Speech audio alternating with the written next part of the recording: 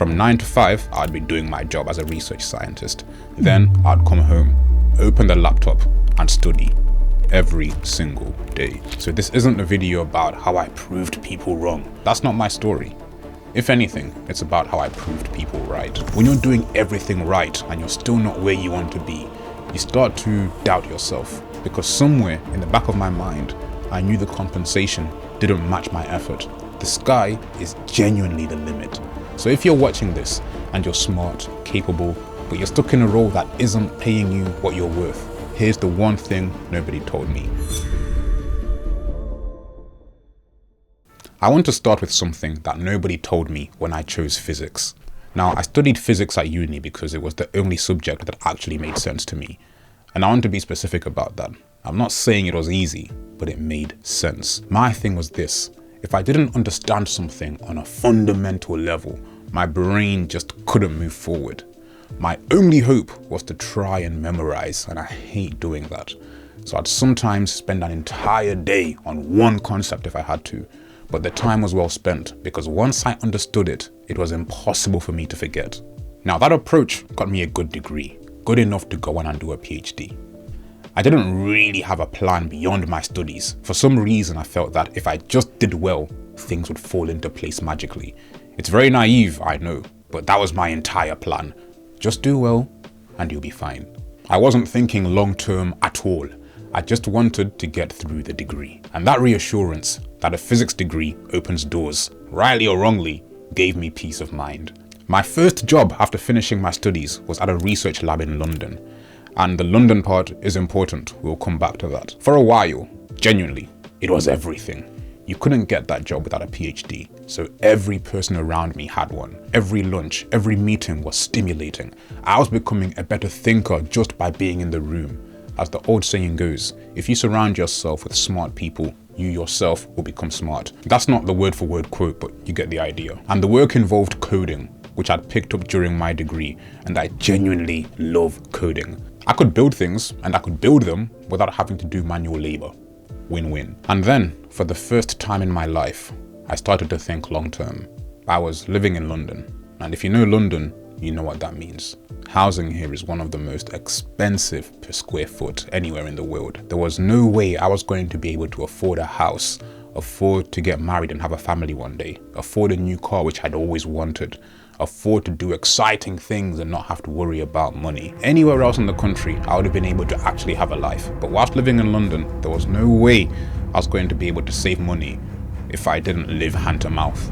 I knew that I had to find a higher paying job. So I did what made sense to me. I audited myself. I thought to myself, what skills do I actually have? Maths? Yes. Coding? Yes. Statistics? Yes. So I went on LinkedIn, went on Indeed, went on Glassdoor, and typed in the combinations of those skills and looked at what came back. Data analyst, quantitative researcher, data engineer, data scientist, so many roles. So I started to apply broadly. And the roles where I was getting the most traction, the most callbacks, the most interviews were data science roles. So I stopped spreading my attention and went all in on that one. No grand plan, no 5-year vision, just these are my skills, this is what the market wants, let's go. The transition took about a year, and I want to be honest about that year. From 9 to 5, I'd be doing my job as a research scientist. Then I'd come home, open the laptop, and study every single day. Because here's what I hadn't accounted for. Data science uses a lot of the same foundations as physics and maths, the statistics, the coding, the stuff I knew. But you also need to know about machine learning. I'd never touched it during my degree. And the moment I got my first interview and sat down for the online assessment, I found out exactly how big that gap was. I did okay, but the machine learning questions exposed me. And I knew right then, I cannot go into another interview like this. So I found Andrew Ng's machine learning course from Stanford. If you know, you know. That course, combined with LeetCode for technical interviews and Khan Academy to sharpen up on stats and probability, that was my life outside of work. And the job market, I won't sugarcoat this, it's the trenches. Just getting an interview is a win, genuinely. You apply and apply and apply, and most of the time you hear nothing. And then when you do get an interview and you fail a stage, you don't move to the next round, you go back to square one, back to LinkedIn, back to scrolling Indeed, back to the job market, wondering if the next application is going to be the one where you get invited for an interview and have to begin the entire process all over again. And each time I failed, I had to make a choice about what that failure meant. It didn't mean I wasn't capable, it just meant I wasn't ready yet. There's a difference. And something else worth saying, I didn't have haters. I know that's not the story people expect, but nobody told me I was making a mistake. The people around me genuinely believed I could do it. So this isn't a video about how I proved people wrong. I know that makes the hero's journey more satisfying, but that's not my story. If anything, it's about how I proved people right. But that can actually be harder in some ways. It depends whether you're more motivated by proving your doubters wrong or proving your believers right. And personally, I'm motivated by proving my believers right. These processes are not easy. There's multiple rounds of interviews, a take-home coding task. Each stage is designed to filter out people, and there's no room for an off day. I remember when I finally got the call from the recruiter saying I'd actually got the job. And the first thing I felt was definitely excitement, but it was also gratitude. Because here's the thing about those 2 interviews I'd failed. In the moment, they broke my heart. You put in months of preparation, you go through every round, you submit the coding tasks, you get to the final stages, and then you fail and you're back at square one. That hurts. But the offer which I eventually received was considerably better than any of those other roles. And I remember sitting there thinking, God had something better planned for me from day one. Even the disappointments were part of the rejection. Looking back, every closed door was actually God's hand leading me somewhere better. My favorite quote of all time is, God never leads his children otherwise than they would choose to be led if they could see the end from the beginning. It simply means if you knew the future, you wouldn't want your life to go any different than how it's gone, assuming you're actually trying your best to follow what God wants you to do. But beyond the gratitude, there was something else: confidence. Not arrogance, but confidence in myself, in the way I think, in my principles, in my habits. Because here's what nobody tells you about the grind period. When you're doing everything right and you're still not where you want to be, you start to doubt yourself. You keep going, but the doubt is there. It confirmed that the way I was operating, the way I was thinking, the standards I was holding myself to, it was all correct. I was finally seeing the fruit after years of drought. Now that I'm there, it almost doesn't feel like I'm working. Like, this is what I'm supposed to be doing. Like, using data to help make decisions that are going to help increase a company's revenue. This is me through and through. And when you start a new role, there's a sweet spot where no question is the wrong question. You're just absorbing, and I can see the results within weeks, not years. That's the biggest difference between research and commercial data science. In research, you might spend years on something before it touches the real world. The work is important, don't get me wrong, but the feedback loop is long. In commercial data science, you build something, you deploy it, and within weeks, you can see exactly how it's performing. That immediacy changes how you relate to your work. And the people are different too. In research, the most brilliant people I've ever met were often on salaries that didn't reflect their ability at all.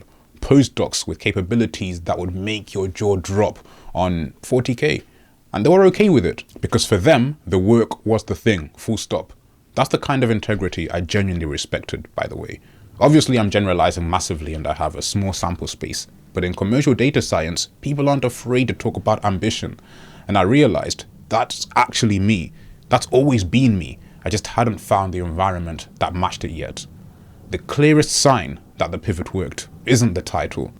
It's that I'm happier. And because I'm happier, I give more.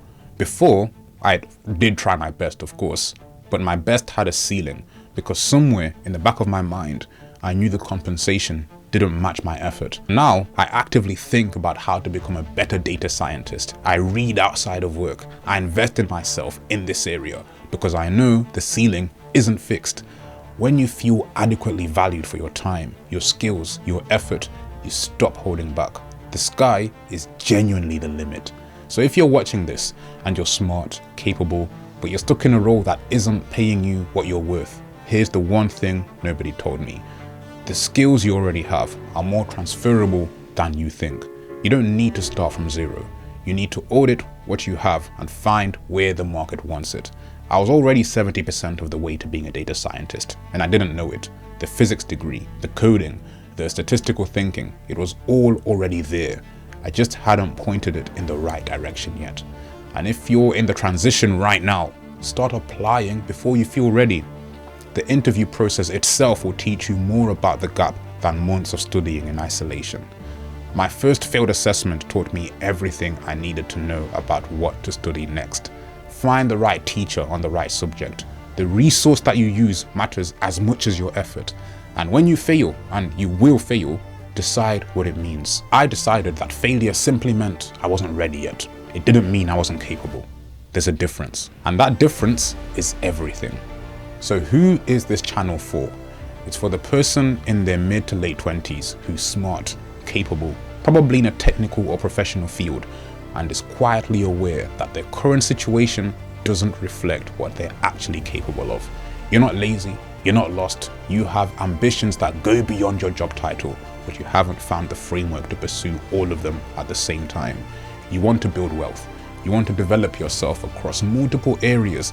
You want to do it without abandoning your values or your faith. And somewhere in the back of your mind, you've always felt like you are more than one thing, but you've never seen anyone actually live that way and document it honestly. That's what this is. This channel isn't a career channel. It's not a finance channel. It's not a lifestyle channel. It's one man documenting the pursuit of excellence across every dimension that actually matters. Faith, wealth, character, the full picture. And the rule is simple. I don't tell you how to live. I show you how I'm living.